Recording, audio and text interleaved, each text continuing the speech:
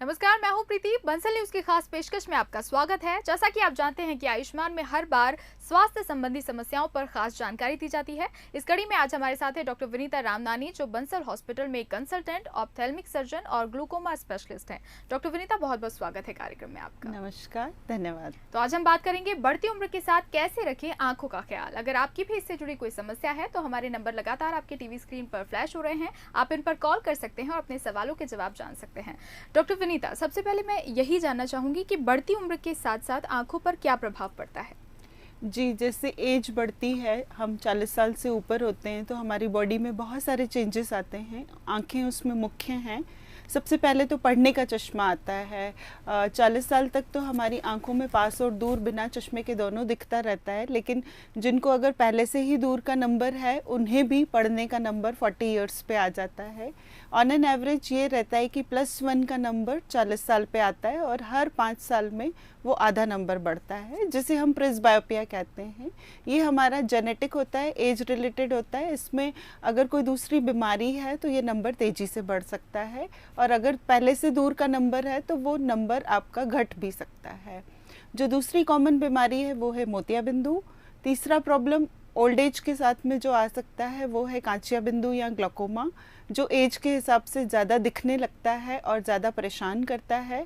और अगर आपको कोई भी शारीरिक बीमारियां हैं, जैसे ब्लड प्रेशर है, शुगर है, तो वो आपकी आंखों के पर्दों पे एज रिलेटेड प्रॉब्लम्स डाल सकती हैं। एज रिलेटेड मैक्युलर डिजनरेशन भी हो सकता है। तो इस तरीके से हमारी आंखें एज के साथ में कई तरीके के तकलीफ़ें लाती है, और अगर हम उनकी प्रॉपर केयर नहीं करते हैं तो हमको मुश्किल पड़ सकती है। जी डॉक्टर, जो चश्मे का नंबर होता है वो उम्र के साथ ही बढ़ता है या फिर मोतियाबिंद में भी ऐसा होता है?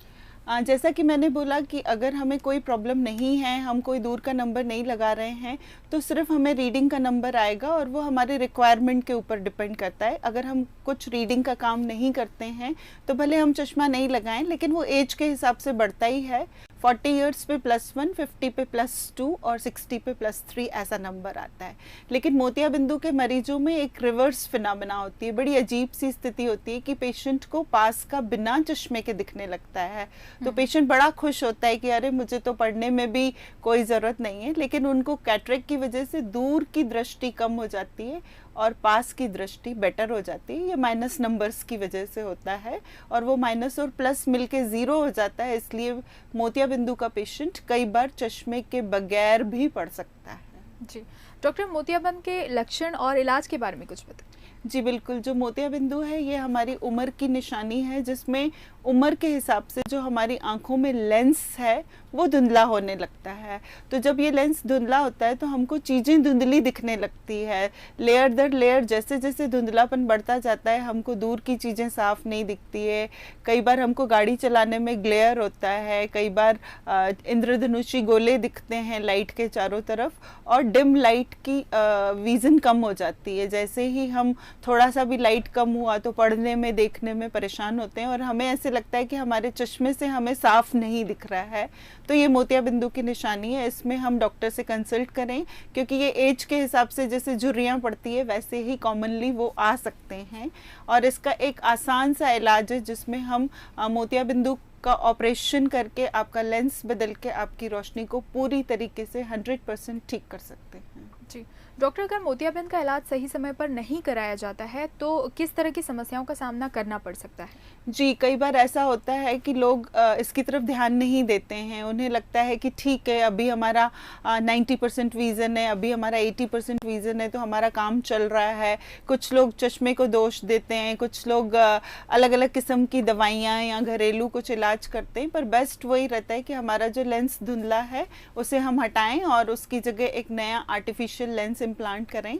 ज़्यादा लेट करने में 2 कॉम्प्लिकेशंस होते हैं। पहला जो है कि वो मोतियाबिंदु बहुत हार्ड हो जाता है और कड़ा होने की वजह से वो मशीन द्वारा ऑपरेशन, जो आजकल की लेटेस्ट टेक्नोलॉजी होती है जिसे हम फेको पद्धति कहते हैं या जिसे हम आम भाषा में मिसनॉमर लेज़र कहते हैं, वो पॉसिबल नहीं हो पाता है और कई बार सर्जरी के दौरान कॉम्प्लिकेशंस हो सकते हैं कड़े मोतियाबिंदु को निकालने के लिए। दूसरा जो कॉम्प्लिकेशन होता है कि आपका मोतियाबिंदु फट जाता है और उसमें कांचिया बिंदु बन सकता है और आंख में बहुत दर्द वाली स्थिति पैदा हो सकती है। तो हमें मोतियाबिंदु का समय रहते इलाज करना है और उससे डरना नहीं है। जी डॉक्टर, मोतियाबिंद के ऑपरेशन के लिए क्या कोई खास समय सही होता है? हाँ, ये एक आम भ्रांति है लोगों में कि मोतियाबिंदु का ऑपरेशन है तो ठंड की सीज़न में कराना चाहिए, दोनों आंखों के बीच में कम से कम साल भर का अंतर होना चाहिए और अभी तो दिख रहा है चश्मे से तो अननेसेसरी ऑपरेट क्यों करना है। ये सब बहुत मिथ्स हैं और क्योंकि आजकल जो हम लोग ऑपरेशन की जो पद्धति है वो फेको पद्धति है और फोल्डेबल लेंसेज इस्तेमाल करते हैं और बहुत अच्छे किस्म की मशीनें और लेंसेज अवेलेबल हैं जिससे ये प्रक्रिया बहुत आसानी से पेशेंट के लिए हो सकती है और रिजल्ट्स काफ़ी अच्छे होते हैं। अगर सर्जन आपका अच्छा है तो आपको बहुत अच्छी विजन बिना चश्मे के भी मिल सकती है कि मल्टीफोकल लेंस लगाया जाएगा। तो इसकी कोई टाइम नहीं है और इसकी कोई सीज़न नहीं है। पहले ऐसा होता था कि ठंड के सीज़न में कराइए, गर्मी में बारिश में मत कराइए, क्योंकि आजकल बिना टाके का ऑपरेशन होता है तो ठंड गर्मी बारिश से कोई फ़र्क नहीं पड़ता। स्टिचलेस सर्जरी है तो पेशेंट को कॉम्प्लिकेशंस भी नहीं होते हैं और आजकल सबके घरों में एसी पंखे कूलर होते हैं, तो कोई भी सीज़न में आप सर्जरी बिल्कुल निश्चिंत होकर करा सकते हैं। सिर्फ ज़रूरी है आपको जानकारी की कि आप डॉक्टर के द्वारा दिए गए निर्देशों का अच्छे से पालन करें और अपनी आई की अच्छे से केयर करें। जी डॉक्टर, एक कॉलर जुड़े हैं गोविंद सीहोर से। गोविंद, अपना सवाल आप डॉक्टर से पूछ सकते हैं। मैडम वो मेरे आँख पे ब्लड आ गया है। आपको डायबिटीज है? जी डायबिटीज और बीपी भी हाई रहता है। जी, जो हमारी आंख में एक लेंस होता है उसके पीछे पर्दा होता है, तो जो ये पर्दे की ब्लड वेसल्स होती हैं वो कमज़ोर हो जाती हैं शुगर और ब्लड प्रेशर की वजह से। तो आपका बढ़ा हुआ प्रेशर आपकी आंखों के लिए खतरा है, इसलिए आप बीपी और शुगर कंट्रोल करें और ब्लीडिंग को दवाइयों से कंट्रोल करने की कोशिश करें। अगर 4 से 6 हफ्ते में कोई निर्णय नहीं निकलता है तो कई बार हमको ऑपरेशन भी करवाना पड़ता है। आप अपनी आंखों के रेटिना की ज़रूर जांच कराएं और अगर ज़रूरत पड़े तो एंजियोग्राफी, ओसीटी या लेज़र की प्रक्रिया इस्तेमाल कर सकते हैं। तो डॉक्टर, मोतियाबिंद की हम बात कर रहे थे। मोतियाबिंद का ऑपरेशन होता है तो कई बार ऑपरेशन के बाद भी मरीज को ठीक तरीके से दिखाई नहीं देता, इसके क्या कारण होते हैं? जी बिल्कुल, जैसे पेशेंट का ऑपरेशन हुआ तो जैसे मैंने बोला कि हमारा जो लेंस होता है वो रेटिना को रोशनी देता है और फिर रेटिना में जितनी ताकत होती है उस हिसाब से मरीज की रोशनी बढ़ती है। तो अगर ऑपरेशन आपका सक्सेसफुल हुआ है और आपका रेटिना बिल्कुल हेल्दी है तो आपकी रोशनी उस समय पूरी तरीके से बढ़ जाएगी, क्योंकि आप न तो डायबिटिक पेशेंट है न ही आपके रेटिना में कोई एज रिलेटेड या दूसरी प्रॉब्लम्स है। तो आपको लेंस की सर्जरी से 100% विजन मिल गया। लेकिन कुछ समय बाद कुछ 5 से 10% लोगों में मोतियाबिंदु जैसे हटाया जाता है, एक झिल्ली के ऊपर लेंस बिठाया जाता है तो वो झिल्ली मोटी हो सकती है, जिसे हम पीसीओ या कैप्सुलर ओपैसिफिकेशन कहते हैं। तो कई बार 5 से 10% लोगों में हमें लेज़र के सहारे से वो झिल्ली हटानी पड़ती है और मरीज को वापस फिर से दिखने लगता है। पर कई बार ऐसा भी होता है कि पेशेंट इस फेज़ में डायबिटिक हो जाता है, एज रिलेटेड प्रॉब्लम हो जाती है या कोई चोट लग जाती है या चश्मे का नंबर आ जाता है। तो ये बहुत सारे कारण हैं जो लेंस के सिवाय आँख को और ख़राब कर सकते हैं। तो अकेला लेंस जिम्मेदार कई बार नहीं होता है। कई बार पेशेंट को ग्लोकोमा होता है जो कांच बिंदु की बीमारी होती है जिसमें देखने वाली नस के ऊपर खराबी आती है, या कई बार किसी पेशेंट को ब्रेन ट्यूमर है तो नस कमज़ोर हो गई या लकवा लग गया तो आंख कमज़ोर हो गई। तो ये सब कारण भी लेंस के अलावा जिम्मेदार होते हैं। तो अगर लेंस की सर्जरी कराइए और कम दिख रहा है तो तुरंत डॉक्टर की सलाह लेके इलाज कराएं और अपनी नज़र को बचाएं। जी डॉक्टर, एक और कॉलर हमारे साथ जुड़े हैं। हुक्म पाटीदार उज्जैन से हैं। हुक्म, आप अपना सवाल पूछ सकते हैं डॉक्टर से। जी मैडम। जी सर बोले। जी मैं बोल रहा था कि मैंने एक कांच बीज का ऑपरेशन करवाया एक आंख का। हाँ सर।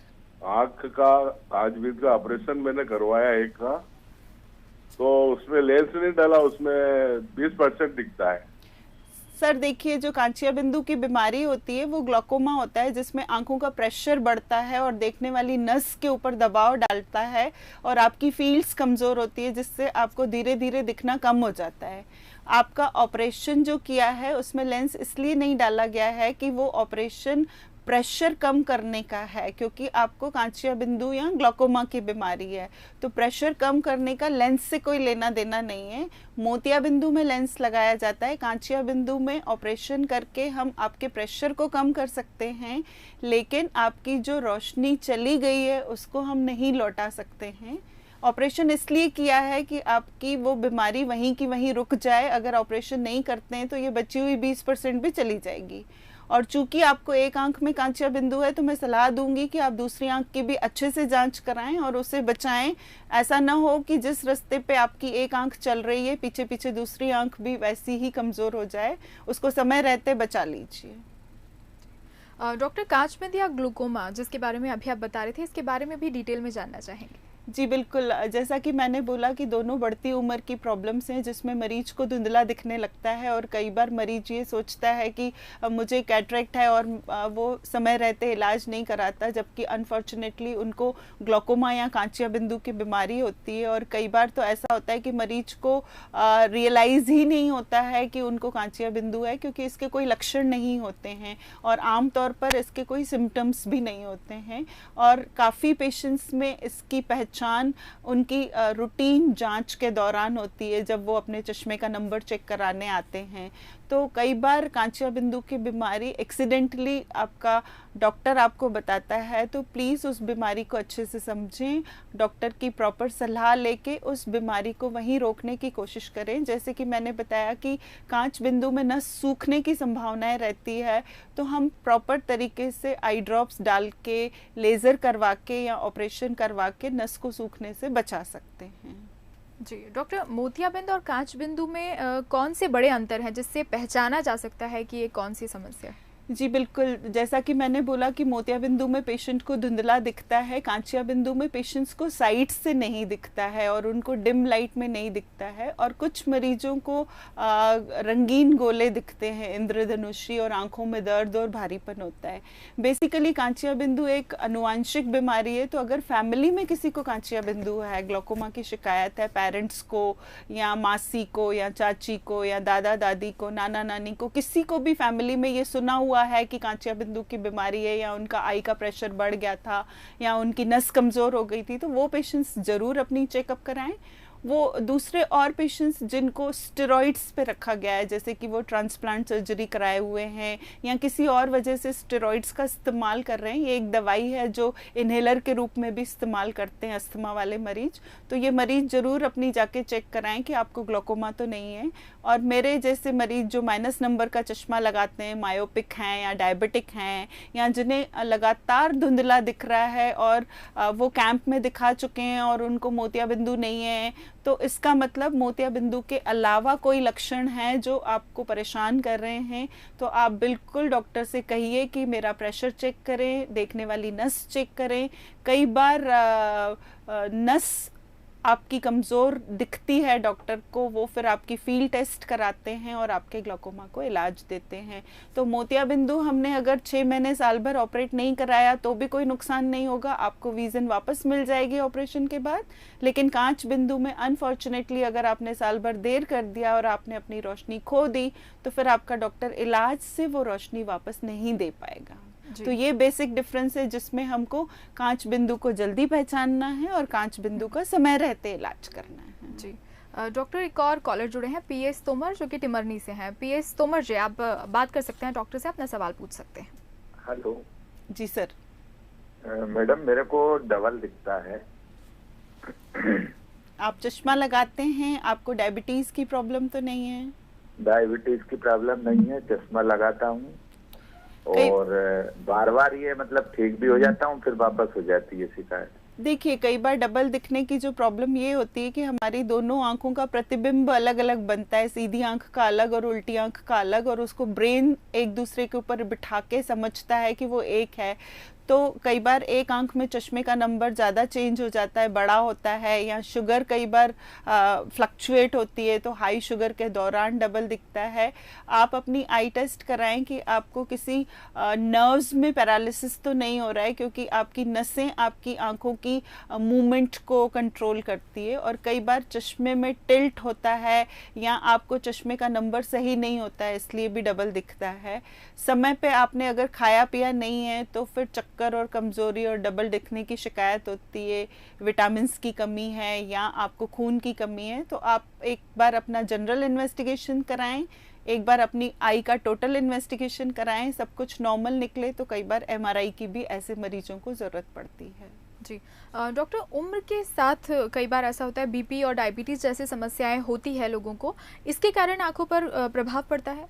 जी बिल्कुल, जैसा कि मैंने बताया कि और हमारे प्रीवियस कॉलर ने भी बताया कि ब्लड प्रेशर और डायबिटीज़ की वजह से उनकी आंख के पर्दे में खून आ गया है। तो ये जो आंख के पर्दे पे खून आता है इसे हम डायबिटिक रेटिनोपैथी या हाइपरटेंसिव रेटिनोपैथी कहते हैं। और इसमें भी सालाना जांच जरूरी है मरीज की। उन्हें मालूम है कि वो बीपी की गोली खा रहे हैं और शुगर की गोली खा रहे हैं, बस ये है कि उनको आंख में कोई तकलीफ नहीं होती है तो वो डॉक्टर के पास नहीं जाते हैं। जबकि ऐसे मरीजों को अपनी सालाना आंखों की टेस्ट कराना इसलिए ज़रूरी है कि कई बार मरीज को कोई सिम्टम्स नहीं होते हैं पर फिर भी पर्दे के ऊपर खून के धब्बे शुरू हो जाते हैं, जो उनको डॉक्टरी जांच के दौरान पता चलता है। और समय रहते अगर हमने रेटिनोपैथी को संभाल लिया तो हमारी आगे की मुश्किलें और रोशनी को हम बचा सकते हैं। जी डॉक्टर, एक और कॉलर जुड़े हैं, अतुल, जो कि महू से हैं। अतुल, अपना सवाल पूछ सकते हैं आप डॉक्टर से। अतुल, क्या आपको आवाज आ रही है? हाँ जी, मुझे आवाज आ रही है आपकी। जी बिल्कुल, अपना सवाल पूछें। हाँ मैडम, नमस्ते। जी नमस्कार, बोलें।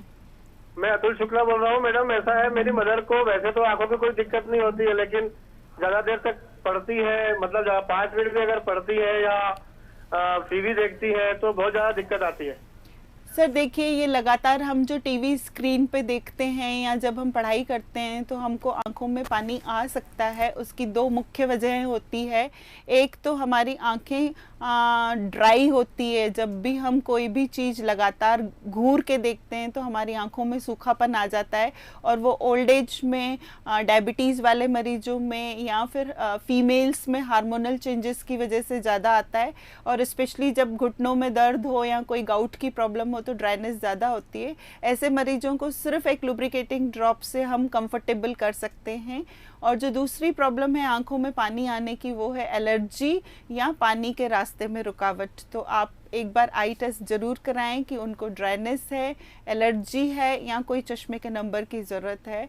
और छोटे से इलाज से आपकी मदर को बिल्कुल ठीक किया जा सकता है। तो डॉक्टर, बहुत बहुत शुक्रिया कार्यक्रम में शामिल होने के लिए और हमसे बातचीत करने के लिए। नमस्कार, धन्यवाद। तो इसी के साथ इस खास पेशकश में फिलहाल इतना ही। कल फिर हाजिर होंगे नई स्वास्थ्य संबंधी समस्या को लेकर, साथ ही बताएंगे उसके उपाय भी। फिलहाल दीजिए इजाजत, नमस्कार।